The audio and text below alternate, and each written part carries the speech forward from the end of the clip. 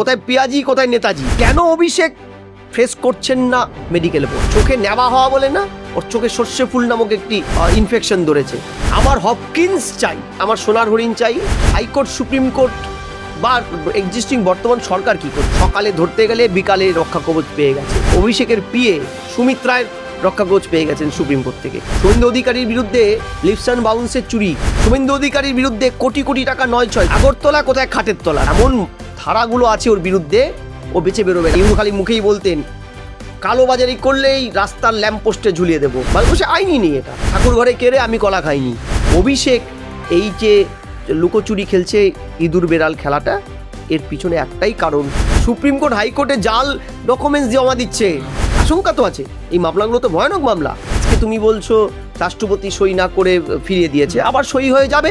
বামেরা তো মস্কোতে বৃষ্টি হলে কলকাতায় রোদ্রের মধ্যে ছাতা নিয়ে দাঁড়িয়ে থাকে। গুন্ডা দমন আইন ফিরে এসছে টেকনিক্যাল কারণে। ওরা তো এই জন্যই ভয়টা পাচ্ছে। বামেদের কথা ছেড়ে দাও, 15 বছরে তো ওরা টয়লেট করতে বাইরে বেরোতে পারেনি ভয়ের চোটে, তৃণমূলের ভয়ে। স্যার, ভারতবর্ষের একজন সাংসদের চোখের চিকিৎসা নিয়ে এত কথা, কেস গড়ালো হাইকোর্ট পর্যন্ত। হাইকোর্টে তাকে বলা হল মেডিকেল বোর্ডের কাছে যেতে, তিনি বলছেন না আমি এসএসকেএমে যাব না। এই যে বাকবিতণ্ডা চলছে সরকার পক্ষ এবং অভিষেক বন্দ্যোপাধ্যায়ের আইনজীবীর মধ্যে, কীভাবে দেখছেন বিষয়টাকে? মজা নিচ্ছেন আপনি? না, মজা নিচ্ছি না। শূন্য হাতে ফিরি দাঁড়ে দাঁড়ে, কবি বলতেন। অভিষেক আজকে শূন্য হাতে ফিরছে দাঁড়ে দাঁড়ে। আমার আশঙ্কাটা ওখানে গিয়ে দেখো, ভারতবর্ষে আইন ব্যবস্থাকে সম্মান রেখেই বলছি, আইন ব্যবস্থাটা একটা বড় অংশের প্রভাবশালীদের হাতে ক্রিয়নক পুতুলে পরিণত হয়েছে লাস্ট কয়েক দশকে। অভিষেক এমন একজন রাজনীতিবিদ যার সাথে রাজনীতি শব্দটা ব্যবহার করা মানে রাজনীতিকে অপমান করা, ছোট করা। তিনি তোলাবাজ বললে ভালো হতো তাকে। তিনি রাজনীতিতে নামটা লিখিয়েছেন ঘটনাচক্রে দুর্ভাগ্যজনকভাবে একজন মুখ্যমন্ত্রীর ভাইপো হওয়ার সুবাদে এইরকম একটা ভয়ানক নটোরাইজ তোলাবাজ ক্রিমিনাল অল্প বয়সে সম্পদ লুট করে, ঠিক যেমন ভারতবর্ষ থেকে সম্পদ লুট করে ইস্ট ইন্ডিয়া কোম্পানি নিয়ে গেছিল, তাদের একাধিক কর্ণধার, এখানে অভিষেক অ্যান্ড কোম্পানি লুট করেছে। আজকে এই লুট অসমাপ্ত থাকার পরেই পালাবদলটা হয়েছে। সময় থাকতে জানতে পারলে অভিষেককে তোমরা আজকে আলোচনা করতে না। ভানু তুতুর মতন কোনো তুতু কিনে নিয়ে তিনি চলে যেতেন। ঠিক যেমনভাবে মেনকা গম্ভীর তার শালিকে তিনি বাইরে পাঠিয়ে দিয়েছেন একটা বড় আর্থিক অংশীদারিত্ব দিয়ে। ঠিক যেমনভাবে তার মিসেস আছে কিনা জানি না, বিদেশে যাওয়ার জন্য ভোটের রেজাল্টের পরেই তিনি অ্যাপিল করেছিলেন আমি বিদেশে যেতে চাই। বলেছেন আছেন এখানে, আচ্ছা আছেন। ঠিক যেমন বিনয় মিশ্র তৃণমূলের এই অভিষেক ঘনিষ্ঠ যুব নেতা ছিল রাজ্যের, কয়লা পাচারের সাথে যুক্ত থেকে অভিযুক্ত হওয়ার পরে পালিয়ে গিয়ে ভানুতুতু ডিপটাই কিনে নিলেন। এই রকমভাবে এরা কিন্তু একের পর এক পালাচ্ছেন। অভিষেক তার নবতম সংযোজন। আমি তোমাকে একটা স্টেটমেন্ট দিই, এই যে কেন অভিষেক ফেস করছেন না মেডিকেল বোর্ড? হাইকোর্ট বলল, সুপ্রিম কোর্ট বলল, আবার হাইকোর্ট বলল, হাইকোর্ট পিজিতে বাধ্যতামূলক করার অর্ডার দিল। আমি বলছি তারপরেও অভিষেক যাবে না, কারণ যে কোনো সুস্থ মেডিকেল বোর্ড ওর চোখের চিকিৎসার জন্য পাড়ার যে কোনো ডিসপেন্সারিতে গিয়ে 2 ড্রপ দিয়ে চোখতে আপনি ঠিক হয়ে যাবে, এই রেকমেন্ডেশন ছাড়া কিছু রেকমেন্ডেশন করবে না। হপকিন্সে যাওয়া তো দূরস্থ।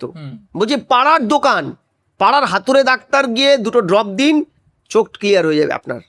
ঠিক আছে, 17টা মামলায় চোখে সর্ষে ফুল দেখছেন, ওই কারণে চোখটা একটু হয়েছে প্রবলেম। 17টা মামলা তো নন বেলেবল অ্যাকশান আছে, মানুষের জীবন জীবিকা ক্ষতিগ্রস্ত করা, খুনের মামলা, ভুল চিকিৎসা, দুর্নীতি করা, সরকারি সম্পত্তি 9-6, ভোট লুট, কোনটা বলবো বিএনএসে, এগুলো ওর বিরুদ্ধে মামলা চলছে। ফলে চোখে নেওয়া হওয়া বলে না, ওর চোখে সর্ষে ফুল নামক একটি ইনফেকশন ধরেছে। আর ওই জন্য পাড়ার হাতুড়ে ডাক্তার দিলেই হবে। ফলে ও বুঝেছে পালানোর রাস্তা থাকবে না ওই বোর্ডে মাথা গজলে। ফলে অগত্যা এড়িয়ে যাচ্ছে। ঠিক যেমন কণ্ঠস্বর নিয়ে তিনি এড়িয়ে গেছেন, দিনের পর দিন কণ্ঠস্বর দেব না, আমি কোনোভাবেই কণ্ঠস্বর দেব না। আর এখন গুনগুন করছেন যে আমার হপকিন্স চাই।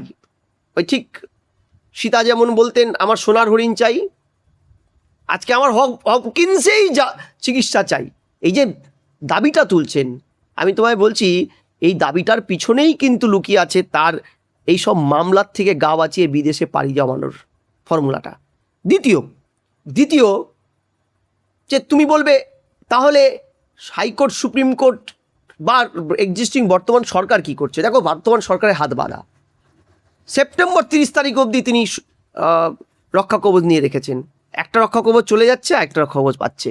আজকে শুনলাম অভিষেকের পিএ সুমিত রায়ের রক্ষা কবচ পেয়ে গেছেন সুপ্রিম কোর্ট থেকে। এই বিচার ব্যবস্থাকে আমি কোনোভাবেই ছোট করছি না। কতগুলো পরিস্থিতির সাপেক্ষে আইন আদালত কতগুলো ডকুমেন্টসের ভিত্তিতে কোনো একটি রায় মানুষ শোনে, প্রাইমা ফেসিতে মাননীয় সুপ্রিম সেক্ষেত্রে রায় দেয় বা হাইকোর্ট রায় দেয়। আমি সেই অঙ্কে যাচ্ছি না, কিন্তু অঙ্কটা হচ্ছে মানুষ বীতশ্রদ্ধ। অভিষেক ক্ষমতায় থাকাকালীন তৃণমূল লাস্ট 5 বছরে একাধিক দুর্নীতির দায়ে এই ধরবো করেও ধরা পড়েনি। সকালে ধরতে গেলে বিকালে রক্ষা কবচ পেয়ে গেছে, তাই তো? এই স্যার, রক্ষা কবচ নিয়েও হাইকোর্টে একটা কথা উঠলো, সেখানে শুভেন্দু অধিকারীর উদাহরণ টেনে তার আইনজীবী অর্থাৎ অভিষেক বন্দ্যোপাধ্যায়ের আইনজীবী বলছেন শুভেন্দু অধিকারী তৎকালীন বিরোধী দলনেতা থাকাকালীন রক্ষা কবচ পেয়েছিলেন, তাহলে অভিষেক বন্দ্যোপাধ্যায় এখন পাবেন না কেন? প্রশ্নটা হচ্ছে কে পেয়েছিল, কে পাবে না। শুভেন্দু অধিকারীর বিরুদ্ধে লিপস অ্যান্ড বাউন্সের চুরি, শুভেন্দু অধিকারীর বিরুদ্ধে কোটি কোটি টাকা নয় ছয়, শুভেন্দু অধিকারীর বিরুদ্ধে স্বাস্থ্য দপ্তরের কাজ, ওই আল্ট্রাসাউন্ড মেশিন টেশিন নিয়ে গিয়ে রাস্তায় দাঁড়িয়ে ভ্রূণ টেস্ট, বেআইনি কাজ, হাতুড়ে ডাক্তার দিয়ে মানুষকে খুন করার একটা অভিযোগ দেখাতে পারবে। মিথ্যে কথা বলে কেন? উদাহরণ কোথায় মানে আগরতলা, কোথায় খাটের তলা, কোথায় পেঁয়াজি, কোথায় নেতাজি, কার সাথে কার তুলনা করছে অভিষেকের আইনজীবী? আমার প্রশ্নটা হচ্ছে এগুলো কেন তৈরি করতে হচ্ছে? কারণ ও দেওয়াল লিখনটা পরিষ্কার বুঝে ফেলেছে যে ওর জেল যাওয়াটা শুধুমাত্র just for the time being সময়ের অপেক্ষা, এবং এমন ধারাগুলো আছে ওর বিরুদ্ধে, ও বেঁচে বেরোবে না। ও ঠিক মাথায় বলতো না যে আমার বিরুদ্ধে দুর্নীতি প্রমাণ হলে আমি ফাঁসিতে ঝুলে যাব। ফাঁসি তো আর দুর্নীতির জন্য ভারতবর্ষে আইন নেই। নেহরু করে যায়নি। নেহরু খালি মুখেই বলতেন কালোবাজারি করলেই রাস্তার ল্যাম্পপোস্টে ঝুলিয়ে দেবো, কোনোদিন করেননি কাউকে। ভারতবর্ষে আইনই নেই এটা। ফলে ওগুলো লোক দেখানো করতেন। চোরের মন পুলিশ কলাঘাট ঠাকুর ঘরে কেড়ে আমি কলা খাইনি, এগোছে। কিন্তু আমি বলছি এই মামলাগুলো অভিষেক অ্যারেস্ট হলে, মামলাগুলো সুচারুরূপে চললে ওর যাবজ্জীবন কারাদণ্ড এবং ওর এই সাংসদ পদটা বাতিল হবে। কারণ ইতিমধ্যে ওর সাংসদ পদটা কিন্তু একটা প্রশ্নচিহ্ন আছে। কারণ ও 3 বারের সাংসদ, ও প্রফিট মেকিং সংস্থা leaps and bounds, SD consultancy, এদের সিও। কোনো প্রফিট মেকিং সংস্থায় আইন অনুযায়ী কেউ বসে থেকে জনপ্রতিনিধি হতে পারে না। হলফনামায় ওকে রিজাইন দিয়ে এসে আসতে হয়। অভিষেক সেটা করেনি, হলফনামায় দেখায়নি। হলফনামার কারচুপিরও কিন্তু ওর বিরুদ্ধে অভিযোগ। এই কারণে ওর সাংসদ পদ যেতে পারে বা যাওয়া উচিত। আমি তোমাকে স্পেসিফিক এই কথাটা বলছি, অভিষেক এই যে লুকোচুরি খেলছে, ইঁদুর বেড়াল খেলাটা, এর পিছনে একটাই কারণ, তার চরম পরিণতি তিনি দেখতে পাচ্ছেন দেওয়ালে। তাই এই যে ছুঁচো গেলার মতন, আমি তোমাকে আবারও বলি, হাইকোর্টের নির্দেশে ও বাধ্য হবে ছুঁচো গিলতে, অর্থাৎ পিজিতে যেতে, এবং পিজির রিপোর্টটা তুমি মিলিয়ে নেবে।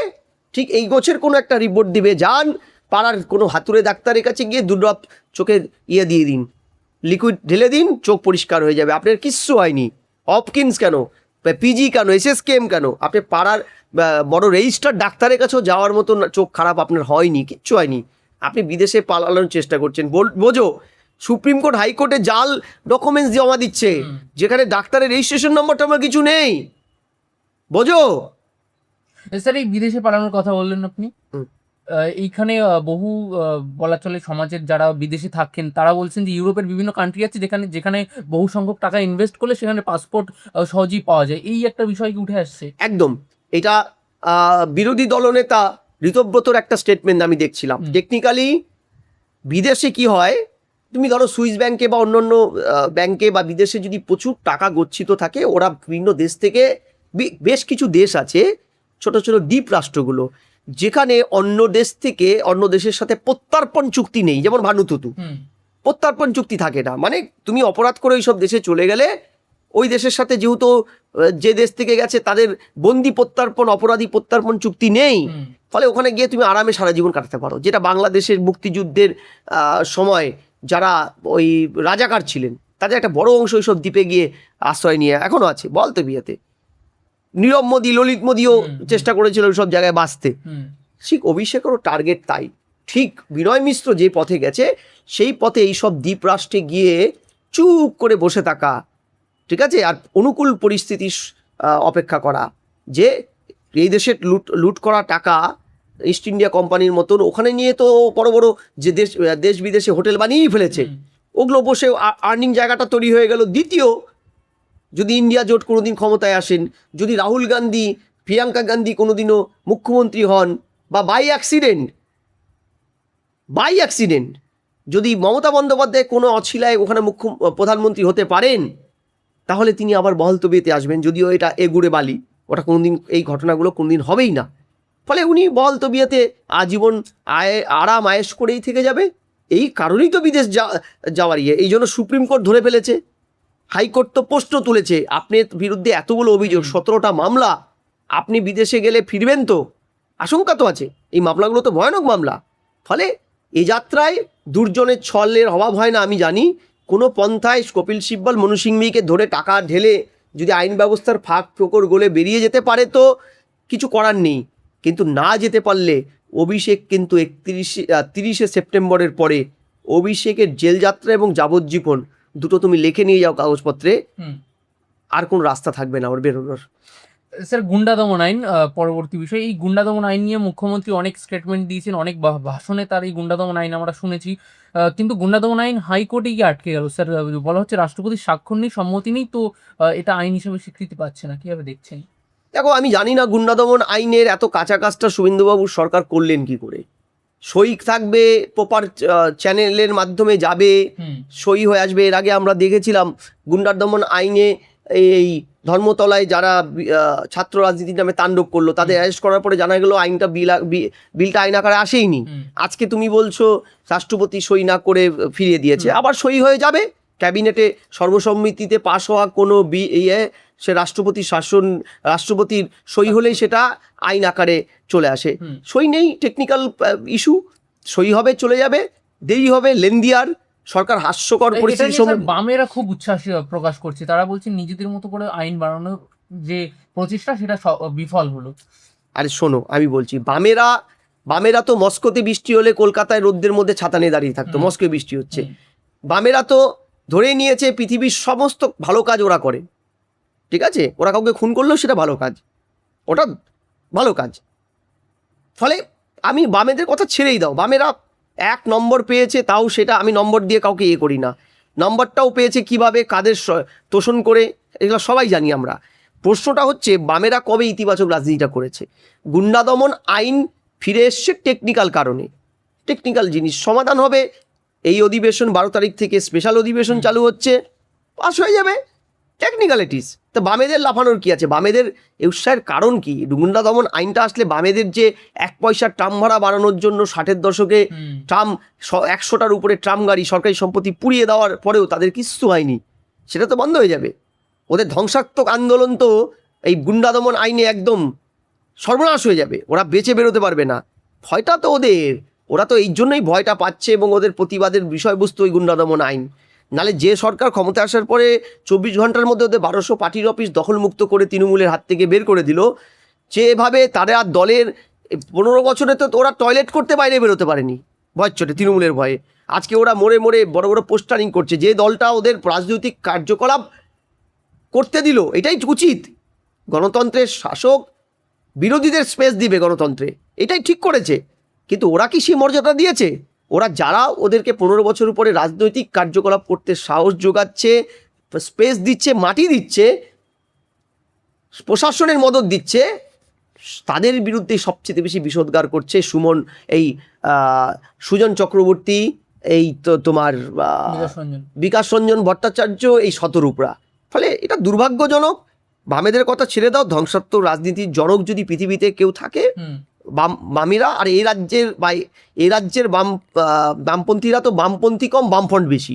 বামপন্থী কোনো মতাদর্শ এদের শরীরে চর্চায় কোনোদিন নেই। ফলে আমি তোমায় পরিষ্কার জানাচ্ছি, গুন্ডা দমন আইন টেকনিক্যাল কারণেই হয়তো ফিরেছে, তোমার যা কথা বুঝলাম। সই নেই মানে রাষ্ট্রপতি টেকনিক্যাল মিস হয়েছে, এটা খুব বাজে ব্যাপার।